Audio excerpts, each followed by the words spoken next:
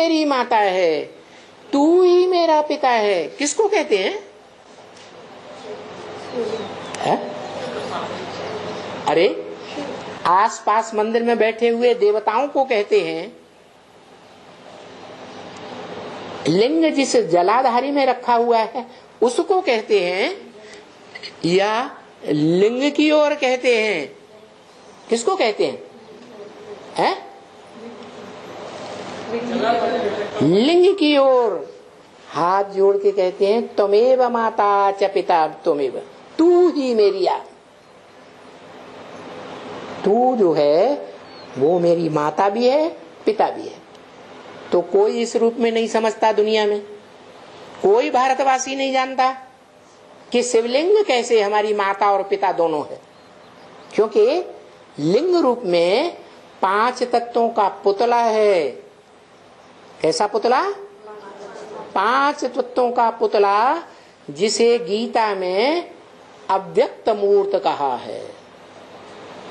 मूर्ति तो है, अमूर्त नहीं है।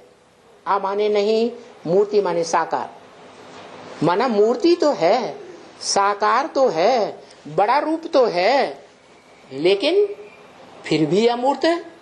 क्यों गाया गया गीता में? क्योंकि उसको नाक, आंख, कान, हाथ, पांव, इंद्रियां नहीं दिखाई है। तो क्या ऐसा कोई मनुष्य होता है?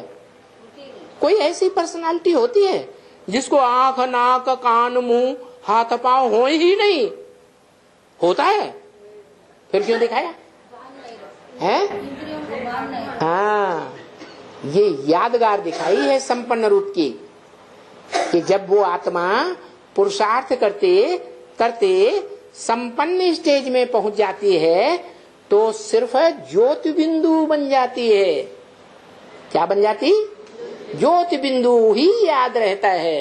ये इंद्रियां याद नहीं आती। इंद्रियों का जो संग करता है इंद्रियों से, वो संग भी इंद्रियों का याद नहीं आता है। इसलिए वो संपन्न आत्मा है। ऐसी संपन्न आत्मा बनने का लक्ष्य रखना है। कैसा लक्ष्य? कि कर्मेंद्रियों से कर्म करते हुए भी कर्मेंद्रियों के सुख की याद न रहे, कर्मेंद्रियों की भी याद न रहे, एकदम उपराम स्टेज हो जाए।